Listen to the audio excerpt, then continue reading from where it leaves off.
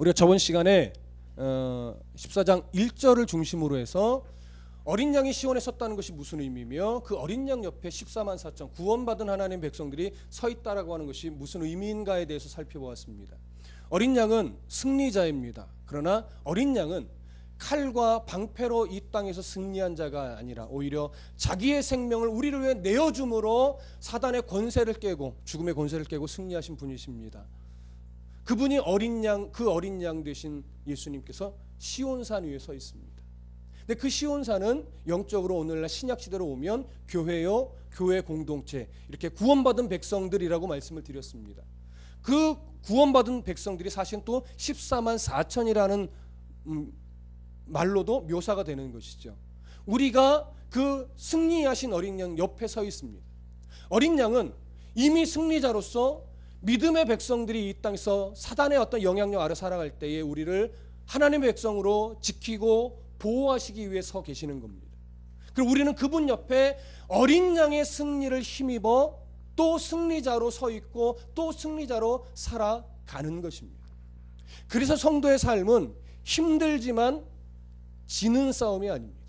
힘겹지만 승리자로 살아가는 싸움인데, 그 승리자로 살아간다라고 하는 것은 이 땅에서 내가 예수 믿어 얼마나 부자가 됐는지 아느냐, 이 싸움이 아니라 내가 이 땅에서 예수 믿어 비록 이 땅에서 비록 좀 초라하게 살 수도 있으나 내가 그리스도의 보혈의 은혜로 천국 소망을 놓치지 않고 오늘도 기쁨으로 하나님 나라에 대한 소망을 가지고 살아갑니다. 이게 바로 승리자의 삶이에요. 그래서 성도는, 구원받은 백성은 무엇로 승부해요? 성도다운 거룩과, 성도다운 정직과, 성도다운 성실과, 성도다운 양보와, 성도다운 이해와 용납으로 승부하는 거라고 했습니다. 여러분, 그래서 힘든 거예요. 용납하기 힘든 세상이에요. 이해하기 참 힘든 세상입니다. 이해할 수 없는 사람 너무 많습니다. 그래서 그런 사람 앞에 서면 정말 막 우라통이 터질 때 많습니다.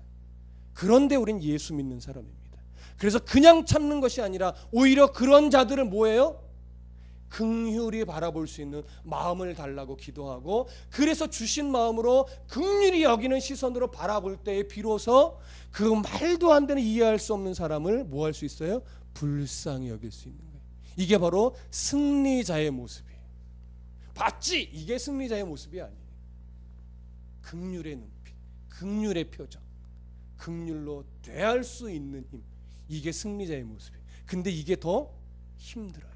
봤지? 이거는 쉬워요. 여러분, 좀 가지면 할 수 있어요. 갑질은 쉽지 않습니까? 갑질은 나 좀만 있으면, 나보다 없는 사람 앞에서 우리가 갑질하잖아요. 그건 쉬워요. 그건 승리가 아니에요. 가졌는데도 겸손할 수 있는, 있는데도 없는 사람 앞에 굴림 아래 들지 않고 그를 높이고 섬길 수 있는 것, 이게 진짜 승리죠. 얼마나 어려운데요. 근데 사단은 그걸 몰라요. 근데 우리는 말씀 안에서 뭘 발견해요? 그 진리를 발견하는 거지. 그래서 성도다운 싸움을 하셔야 됩니다. 자, 오늘 1절과 2절을 한 번 더 읽어볼게요. 함께 14장 1절과 2절 시작. 또 내가 보니 보라, 어린 양이 시온산에 섰고 그와 함께 14만 4천이 서 있는데 그들의 이마에는 어린 양의 이름과 그 아버지의 이름을 쓴 것이 있더라. 내가 하늘에서 나는 소리를 들으니 많은 물소리와도 같고 큰 우레소리와도 같은데 내가 들은 소리는 검은 고 타는 자들이 그 검은 고를 타는 것 같더라. 자, 시온산에 서 있는 어린 양의 모습과 14만 4천의 모습을 바라봤던 사도 요한은 이제 그 시선을 어디로 돌리냐면 하늘에서 나는 소리로 그 시선을 옮겨가고 있습니다. 하늘에서 지금 소리가 납니다. 그 특징은 세 가지로 오늘 설명을 하죠. 많은 물소리, 큰 우레소리, 또 검은 고 타는 것 같은 소리. 그런데 여기서 우리가 조금 이해하고 넘어갈 것은 뭐냐면, 종종 학자들 가운데 이 하늘에서 나는 소리, 이 하늘을 무엇과 동일시하려고 하는 학자들이 있냐면, 시온산을 하늘과 동일시해서 하늘에서 나는 소리는 결국 시온산에서 나는 소리다, 이렇게 말하는 학자들이 있어요. 물론 그렇게 말하는 어떤 근거도 있기는 해요. 그러나 우리가 저번 시간에 살펴봤듯이 여기서 말하는 시온산은 천상의 교회가 아니라 이 땅에서 승리하신 그리스도의 그 은혜를 힘입어 치열하게 믿음의 싸움을 싸워가는 교회요, 교회 공동체라고 말씀을 드렸습니다. 그래서 우리는 그 어린 양을 바라보고 어린 양 옆에 믿음의 선한 싸움을 싸우는 성도들을 바라보며 글을 썼던 요한이 이제 그 시선을 어디로 돌리는 거예요? 다시 하늘로, 큰 소리가 나는 하늘로 시선을 돌리는 것으로 우리는 이해하고 성경을 바라볼 겁니다. 그리고 저는 그것이 더 자연스럽고 옳다고 여겨집니다. 자, 그 소리는 좀 전에 말씀드렸듯이 많은 물소리와 같고 큰 우레소리와 같고 또 검은 고 타는 자들이 검은 고를 타는 것 같더라라고 말하는데, 그 하늘에서 나는 소리의 특징에 대해서 잠깐 살펴볼 겁니다. 우선 많은 물소리와 같다고 합니다. 이 제목의 책도 있어요. 찬양책, 많은 물소리라고 하는 찬양책도 있는데, 이 많은 물소리라고 하는 표현의 중요한 특징은 뭐냐면 크기나 양에 있어서 크다는 거예요. 그 소리의 크기, 그 소리의 양이 정말로 충만하고 크다는 거예요. 근데 이 크다는 것의 중요한 초점은 뭐냐면 사단이 흉내낼 수 없는 큰 소리예요. 이건 좀 후에 다음 구절을 살펴볼 때 정확하게 나옵니다. 사단이 모방하려 해도 모방할 수 없고 따라오려고 해도 따라올 수 없는 하늘에서 나는 큰 소리라는 것 여러분 1차적으로 이해해 주시고, 두 번째, 큰 우레소리라고 하는 것은 물론 우레소리에는 크다는 의미도 있지만 우레소리에 갖고 있는 성경적인 더 중요한 의미는 뭐냐면 신적 위엄입니다. 무슨 말씀인지 이해되시죠? 신적 위엄과 승리가 담겨 있는 소리를 우레소리라고 성경은 주로 묘사를 합니다. 오늘 여기서 나는 큰 우레소리와 같은 하늘의 이 소리도요, 하늘의 위엄과 하늘의 승리, 다시 말하면 신적 위엄과 신적 승리가 담겨 있는 소리라는 의미. 그리고 세 번째로 뭐예요? 검은 고 타는 자들이 검은 고를 타는 소리와 같대요. 자, 종종 음악을 싫어하는 사람들은 어떤 음악 소리가 나면 아우 시끄러, 물론 이럴 때가 있어요, 그렇죠? 근데 보통 우리가 음악 소리가 잔잔하게 흘러나오면 그 소리가 시끄럽게 들리나요? 아름답게 들리나요? 그렇죠? 음악 소리를 아름답게 듣지 못하는 사람은 참 불쌍한 사람이에요. 마음이 메마르고 거친 세파에서 너무나 잡초처럼 살아서 그럴 수도 있겠지요. 예. 표현이 좀 그런가요? 어찌됐든 검은 것 타는 소리가 의미하는 건 뭐냐면 아름다운 소리라는 거예요. 아름다운 소리. 그러면 좀 정리해 봅시다.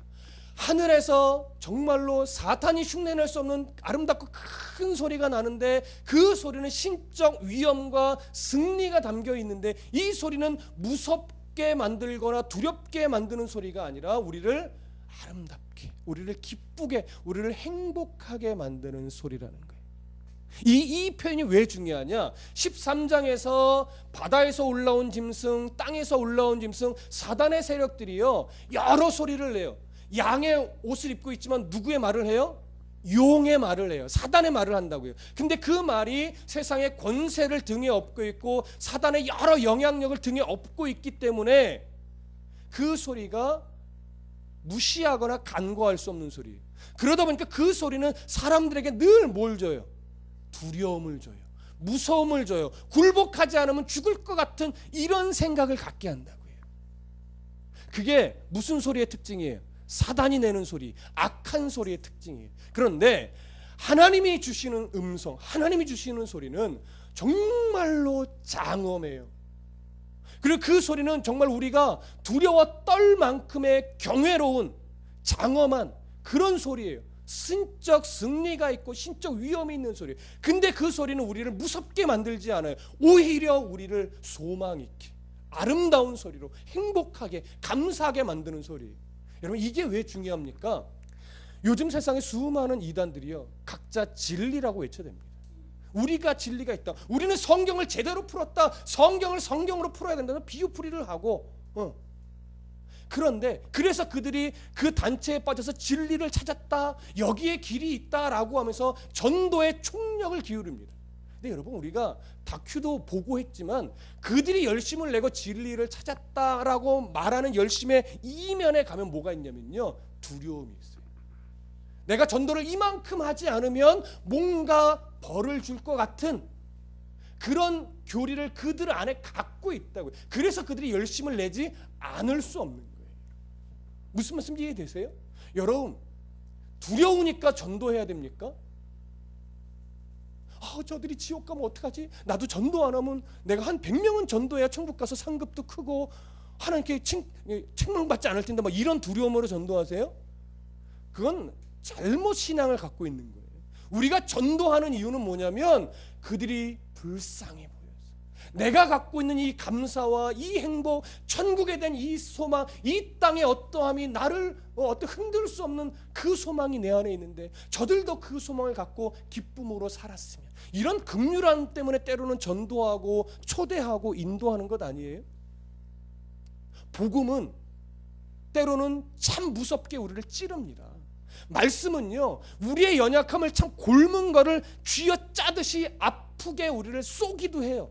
근데 그게 두려움이나 무서움으로 오는 것이 아니라 나의 어리석음을 쥐어짜주니까 오히려 눈물 콧물이 다 쏟아지는데 뭐예요? 감사해요.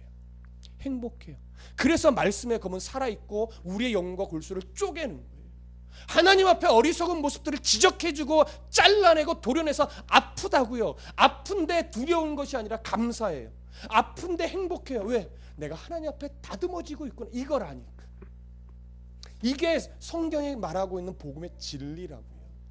그래서 성경은 대하면 대할수록, 특히 계시록과 같은 이런 성경은 우리에게 두려움을 주거나 무서움을 주는 책이 아니라 오히려 기쁨과 감사와 소망을 주는 책이란 말이에요. 근데 이 계시록을 이단 사이비들이 엉뚱하게 풀고 정말로 시한부적으로 풀으니까 계시록을 들이대면서 두려움을 준다고요. 정직하게 봐보세요. 오늘 우리가 보듯이 어디 우리에게 두려움을 주는 소리냐고요. 검은 고 타는 자들이 검은 고를 타며 우리에게 아름다운 선율을 들려주는 그런 아름다운 소리예요. 계시록은 그런 소리예요. 우리에게 참 기쁨을 주는 책이에요. 감사를 주는 책이에요. 종말은 그렇게 살아가는 거예요. 감사로, 찬양하며 기쁨으로 천국의 소망을 갖고, 이게 계시록이 주는 기본 메시지라고요. 오늘 본문에서 말하고 있는 것처럼. 그러니 현혹되지 마십시오. 절대 어떠한 자들이 계시록을 근거로 우리에게 무엇인가를 말하는데 마치 두렵게 만드는 소리를 하걸랑 이렇게 말하십시오. 꺼져. 무슨 느낌인지 아시죠? 진짜 그렇게 말해서 싸우라는 것이 아니라 그렇게 대하셔야 돼요. 가치가 없어요. 일말의 가치가 없어요. 근데 오히려 성경을 말하고 계시록을 말하면서 우리에게 기쁨을 주고 감사를 주고 사람이 아닌 하나님에 대한, 예수 그리스도에 대한 소망을 주고 있다. 그 말은 수용하십시오. 그런 사람들과는 늘 가까이 하십시오. 좋습니다. 그래야 됩니다. 자, 3절 다 같이 읽어볼게요. 3절 시작. 그들이 보좌 앞에 네 생물과 장로들 앞에서 새 노래를 부르니 땅에서 속량함을 받은 14만 4천 밖에는 능히 이 노래를 배울 자가 없더라. 자, 여기 3절 보니까 이렇게 말합니다. 그들은 누구를 말하는 거냐면 옆에 보좌 앞과 네 생물과 장로들 앞에서 새 노래를 부르는, 찬양하는 자들을 말하는 겁니다. 종종 여기서 말은 그들이 누구냐라고 하는 것 때문에 학자들 간에 견해가 좀 갈라지는데, 아까 처음에 제가 그 말씀 드렸죠. 때로는 어떤 학자는 이 1절에서 말하고 있는 시온산을 천상의 교회로 보는 사람이 있다라고 말씀을 드렸는데, 저는 그렇게 보지 않는다라고 말씀드렸어요. 이유는 뭐냐면 오늘 이 3절의 그들이를, 찬양하는 그들이를 천상교회의 성도들로 보는 견해가 있기 때문에 그래요. 그들을 14만 4천으로 이해를 하는 거예요. 천상교회에. 그렇게 되면 뭐가 충돌이 되냐면 3절 끝부분에 뭐라고 말해요? 땅에서 속량함을 받은 14만 4천 밖에는 능히 이 노래를 배울 자가 없더라. 여기서 말하는 14만 4천과 또 3절 그들이라고 말하는 여기에 해당하는 14만 4천이 다른 종류가 돼야 돼요.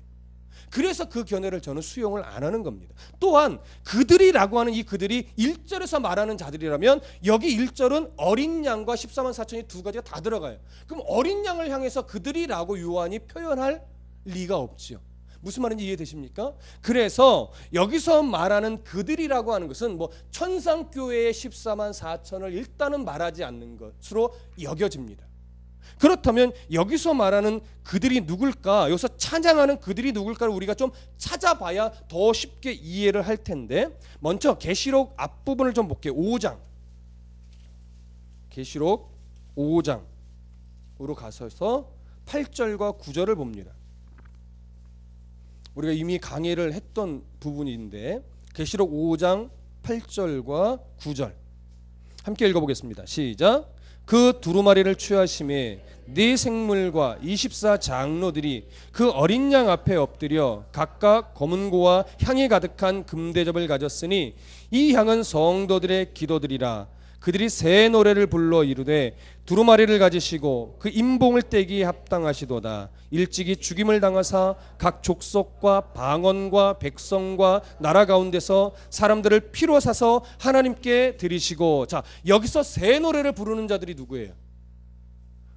보좌 앞에 있는 네 생물과 24 장로들이죠. 이들이 구원하신 어린 양의 사역을 찬송하며 높이는 거예요. 그런데 그 뒤에 또 이어지는 구절을 볼게요. 11절 12절 함께 읽습니다. 시작. 내가 또 보고 들으매 보좌와 생물들과 장로들이 둘러선 많은 천사의 음성이 있으니 그 수가 만만이요 천천이라. 큰 음성으로 이르되 죽임을 당하신 어린 양은 능력과 부와 지혜와 힘과 존귀와 영광과 찬송을 받으시기에 합당하도다. 아멘. 자, 여기 보니까 이제 네 생물과 24 장로들이 어린 양을 높이며 새 노래로 찬양하던 바톤을 이어받아서 누가 찬송해요? 천사들이 만만이요 천천이요 그 수많은 천사들이 어린 양의 그 귀 존귀하심을 높여 찬양한단 말이에요. 자, 여기 보니까 천천이요 만만이요, 이 말은요, 만이라는 숫자는 표현할 수 없는 가장 큰 숫자를 의미하는 단어입니다. 천천히요 만만이요. 그러면 천천히요 만만이요, 이 헤아릴 수 없는 숫자의 천사들이 큰 음성으로 찬송할 때 이 찬송은 사단이 흉내낼 수 있을까요 없을까요? 흉내낼 수 없죠. 그리고 이 표현 큰 무리가 만만이요 천천히, 이 큰 무리의 천사가 하나님을 새 노래로 찬송한다. 오늘 본문으로 돌아오면 2절에 많은 물소리와 같다는 이것과 표현이 부합해요? 비슷해요? 달라요? 부합합니다. 그래서 오늘 본문에서 말하고 있는 3절에 그들이 보좌 앞과 네 생물과 장로들 앞에서 새 노래를 부르는 그들이 누구냐? 많은 천사, 천천히요 만만히요 하늘에서 어린 양의 승리를 높이며 찬송하는 천사들로 보는 것이 옳다고 여겨집니다. 그들이 찬송합니다. 보좌 앞에서 어린 양과 또 누구예요? 이 네 생물과 24 장로들 앞에서 어린 양의 승리를 높이며 새 노래로 찬송을 합니다. 바로 이 새 노래라고 하는 것은 최종 승리의 새 시대를 바라보고 찬양하는 그 새 노래인 거예요. 속량함을 받지 못한 자들, 구원받지 못한 자들은 절대 부르고 싶어도 부를 수 없는 노래입니다. 사단의 세력이 아무리 모방한다 해도 배울 수 없고 따라할 수 없는 노래가 바로 이 어린 양의 승리와 구원을 찬양하는 노래인 거예요. 무슨 말씀인지 이해되십니까? 이 찬양은 바로 누구만이 배울 수 있느냐? 오늘 3절에서 이렇게 말해요. 땅에서 속량함을 받은 14만 4천 밖에는 능히 이 노래를 배울 자가 없더라. 이 노래는 누구만이 부를 수 있다는 거예요. 우리와 같은 예수 그리스도를 나의 주 나의 하나님으로 온전하게 영접하고 인정하고 그분의 은혜만을 간구하며 살아가는 우리와 같은 하나님의 백성들만이 이 노래를 진심으로 부를 수 있다라고 하는 거예요. 사단이 흉내낼 수 없는. 그래서 우리의 노래 중심에는 언제나 누가 살아있으셔야 돼요? 예수 그리스도. 그 십자가의 은혜, 이것이 살아있어야 돼요. 이게 찬양이에요. 이게 바로 성도가 부르는 노래라고요. 그런데 여러분, 종종 종교 간의 화합이다라고 말하는 종교 다원주의자들이 있습니다. 그들의 주장은 결국 뭐냐면 다른 종교도 결국 구원을 말하는 것이고 표현만 다를 뿐이지 결국 구원에 이르는 길은 똑같다. 왜 너희들은 너희에게만 구원이 있다라고 말하느냐?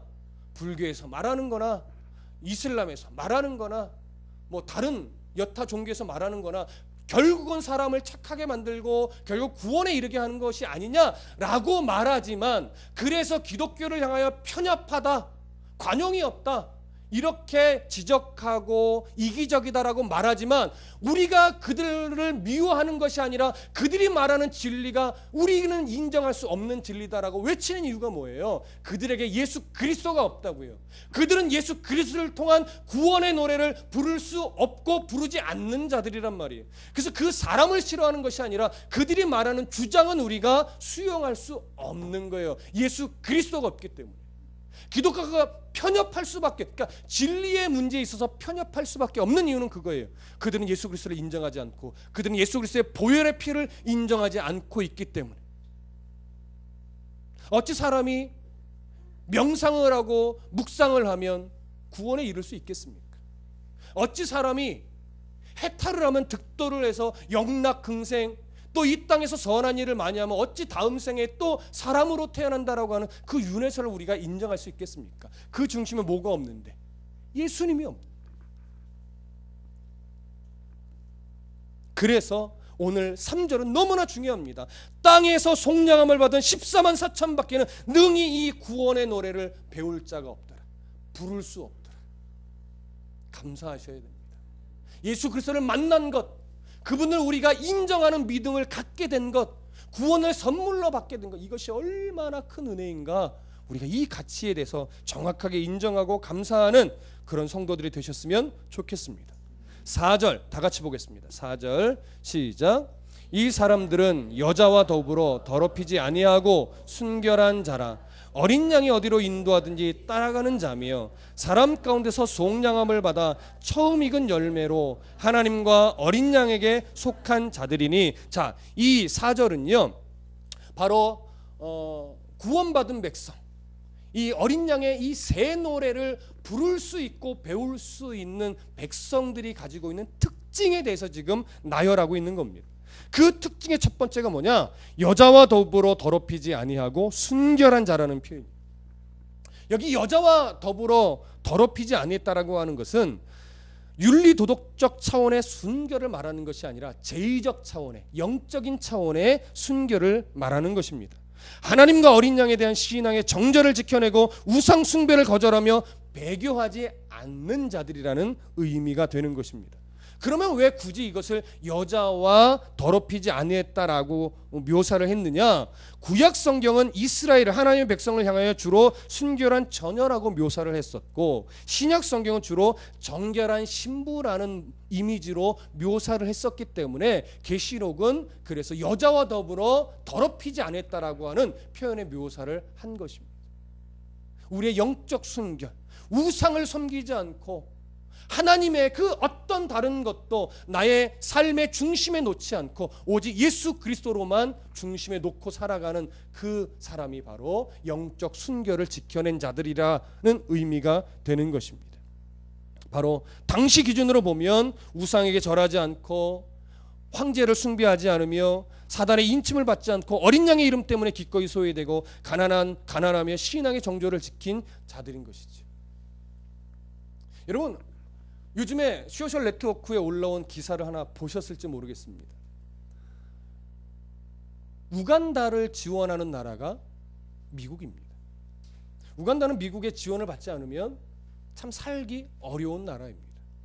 근데 오바마가 그런 이야기를 했습니다. 우간다는 동성애를 반대하는 나라입니다. 반동성애를 철회하지 않으면 원조를 끊겠다. 무슨 말씀인지 아시겠어요? 자, 이 상황에서 앞으로 우간다가 어떤 결정을 내릴지 모르겠으나 동성애를 지지하게 될까요? 지지 안 하게 될까요? 지지한다면 이건 무엇과 같으냐? 하나님의 인을 어쩔 수 없이 맞아서 매매를 하는 계시록의 의미와 부합하게 되는 거예요. 근데 그들 안에 신앙이 있다면 어떻게 해요? 그것을 원조를 끊어 우리가 굶어 죽는 한이 있어도 우리는 그걸 지지할 수 없다라고 말하겠지. 우리들의 삶이 그렇게 된다는 겁니다. 여러분, 우리는 타협할 수밖에 없는 상황이 참 많습니다. 타협하고 그냥 대충 두리뭉실하게 넘겨가면서 세상 속에서 또 그렇게 살아야만 먹고 살 수 있는 길이 열리니까 그렇게 한 걸음 한 양다리 걸쳐가며 살아갈 수밖에 없는 상황들이 참 많습니다. 믿음의 승리라는 것은 뭐냐면 우리는 주님 오실 그때까지 완전하게 그 다리를 다 주님께로 모을 수 있는 자들은 아닙니다. 근데 신앙이 성숙하다는 것은 뭐냐면 죽으면 죽었지. 내가 이 타협에 예전에는 내가 아무 생각 없이 타협했지만 이제는 타협 안 해 하고서 타협을 안 하는 요소들이 점점 뭐예요? 많아지는 거예요.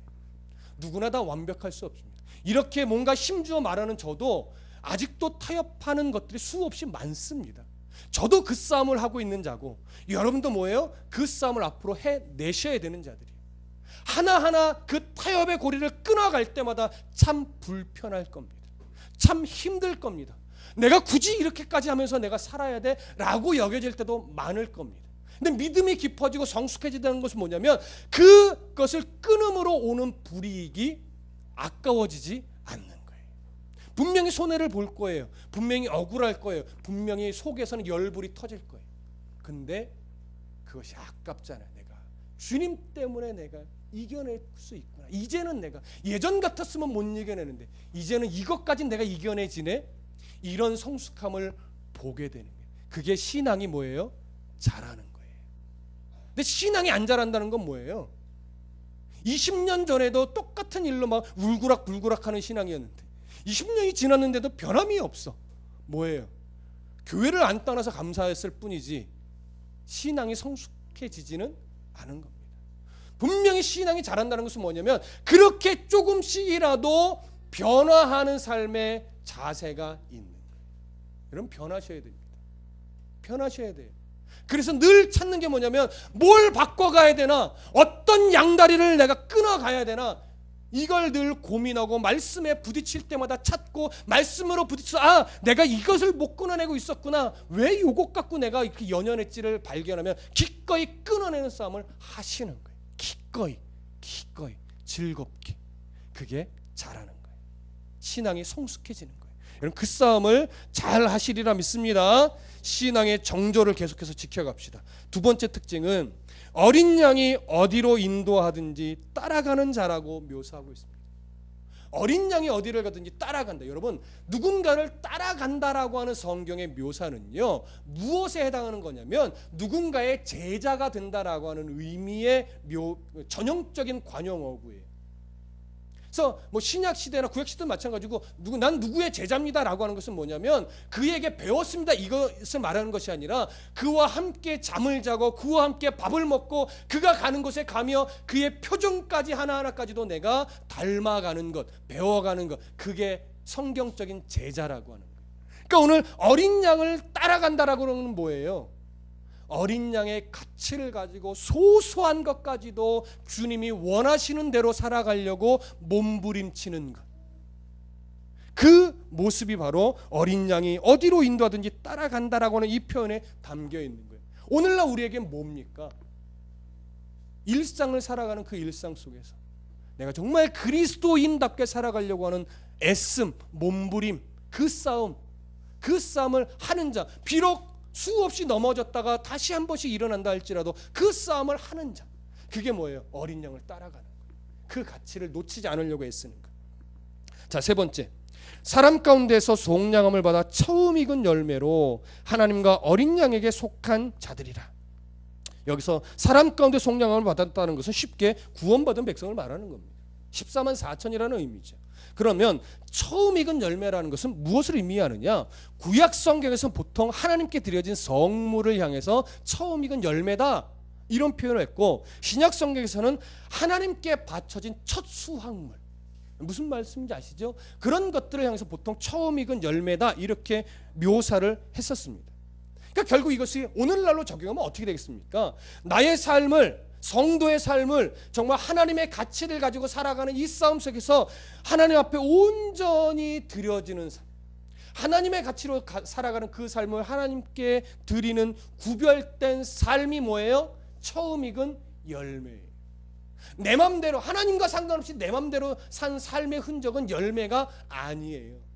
하나님 때문에 기꺼이 손해본 것, 그 흔적, 하나님 때문에 기꺼이 억울함을 그냥 그 극률한 마음으로 감수했던 흔적. 제가 말하는 건 예수님 때문에 내가 예수 믿어서 참는다 하는 거 종종 하잖아요. 그 싸움을 말하는 거예요. 그 싸움의 흔적들이 뭐냐? 처음 익은 열매. 로마서 16장 5절에 보면 에베네도를 향해서 처음 익은 열매라고 말했고, 고린도전서 16장에 가면 스데바나의 집을 향해서 처음 익은 열매라고 했습니다. 무슨 말입니까? 그 사람들, 그 가정이 예수를 믿게 됨으로 말미암아 이제 세상의 가치를 버리고 손해보고 억울한 일 많지만 그리스도인의 가치로 살아가는 삶의 흔적을 갖고 있는 모델이 되는 사람이요 가정이라는 얘기예요. 그래서 그 가정을, 그래서 그 사람을 첫 열매라고 말하는 거예요. 처음 익은 열매. 여러분, 처음 익은 열매로서의 삶을 살아가려고 애쓰고 계십니까? 완전한 거 말하는 거 아닙니다. 10번 시도하면 9번 넘어지고 1번 일어나겠죠. 근데 그 싸움을 하느냐는 거죠. 그러면 여러분, 처음 익은 열매의 삶을 하나님 앞에 뭐예요? 드려가고 있는 거예요. 얼마나 소중하고 귀합니까? 그래서 저는 여러분들을 바라보면서 늘 기뻐요. 혜윤이를 보면서도 늘 기뻐요. 힘들어, 지당하십니다. 늘 해도, 목사님 설교하면 늘 지당하십니다 해도 얼마나 이쁜지 몰라요. 왜요? 하나님이 사랑하는 그 중심으로 살아가려고 애쓰고 삶의 순간순간이 변화되는 모습이 있거든요. 그걸 바라보는 거죠. 얼마나 예쁩니까? 저는 혜윤이를 보면 처음 익은 열매의 삶의 아주 전형적인 모델 같아요. 물론 지훈이 속상해하지만 동일해요. 그런 것들이죠. 자, 그러면 5절을 이제 마지막 볼게요. 5절 함께 읽습니다. 시작. 그 입에 거짓말이 없고 흠이 없는 자들이라다. 거짓말이 없고 흠이 없습니다. 거짓말이라고 하는 것은 성경에서 말하는 이 거짓말은 뭐냐면 진실을 말하는 것을 가리키는 관용어근데, 우리는 종종 이 거짓말이 없다라고 하는 것을 윤리적 차원의, 도덕적 차원의 거짓말로 이해할 수 있으나 그것은 기본이에요. 성도라면 기본이죠. 여기서 말하는 거짓말이 없다라고 하는 것은 뭐냐면 반신적인 차원의 내용이에요. 하나님의 뜻을 거스르는 삶, 내게 유익이 된다 할지라도 하나님의 뜻을 거스르고 하나님의 가치를 갖지 않고 살아가는 삶은 거짓이에요. 거짓말을 말하는 거예요. 거짓된 삶을 살아가는 거예요. 근데 좀 부족해도 하나님의 가치를 가지고 살고 하나님의 표정을 가지고 살고 하나님 중심으로 살아가는 삶은 뭐냐면 정직한 삶이에요.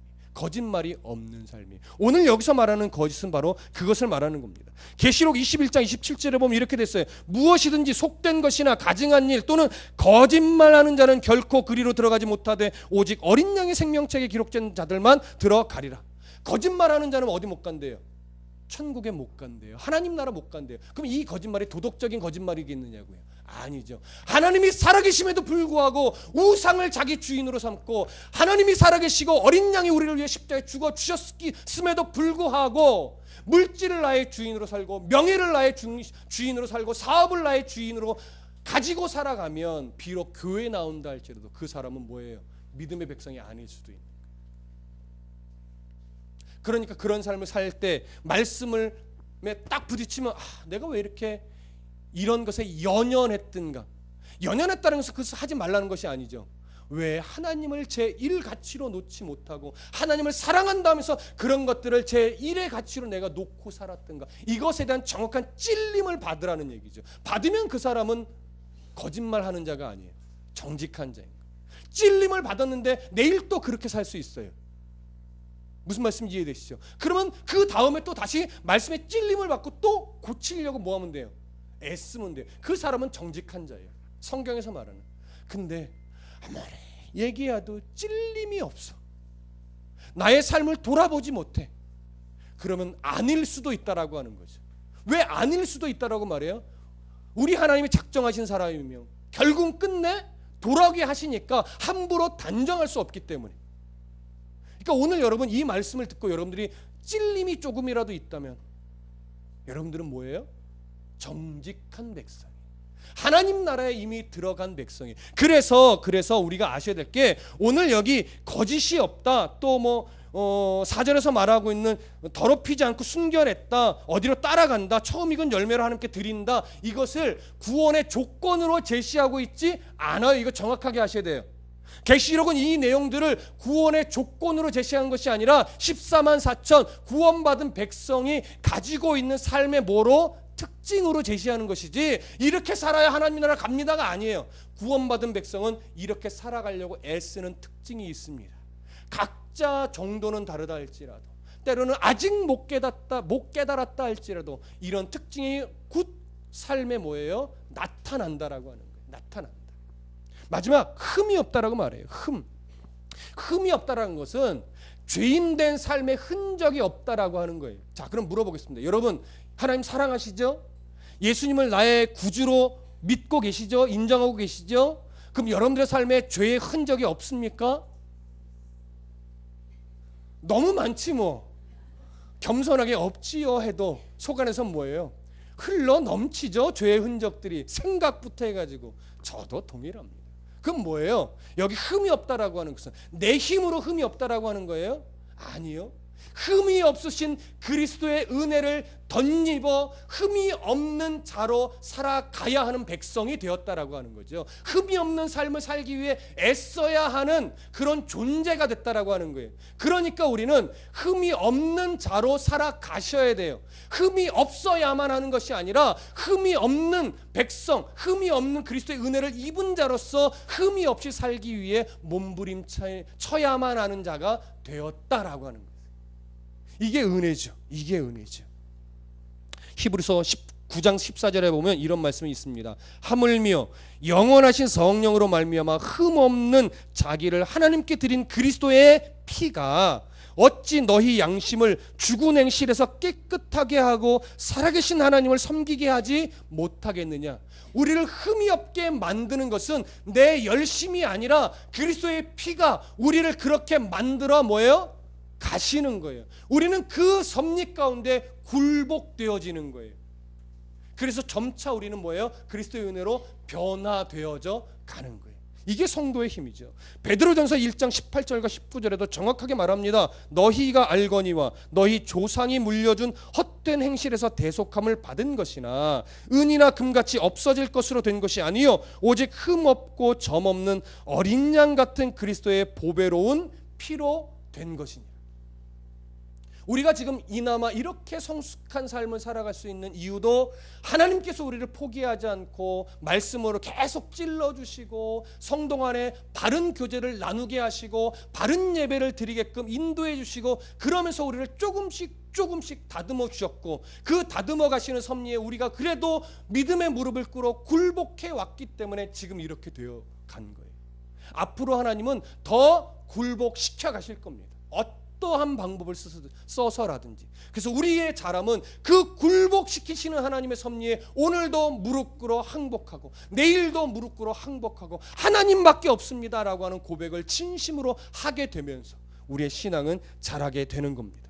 이 능력을 믿는 믿음으로 살아가는 자들이 바로 우리들인 겁니다. 이런 믿음의 고백, 이런 믿음의 찬양은 절대 사단이 흉내낼 수 없는 것이고 우리만이 할 수 있는 겁니다. 여러분, 이게 성도의 힘이고 성도가 마땅히 가져야 될 자세인 겁니다. 오늘 이렇게 내가 하나님의 섭리 안에 굴복하여 어린 양을 따라가는 자, 또 처음 익은 열매의 삶을 하나님께 드리는 자로 살아가겠노라 다짐하십니까? 마음에 결심이 서십니까? 그런 말씀을 참 잘 들으신 겁니다. 우리 모두 이런 훈련 잘 받으십시다. 기도하겠습니다.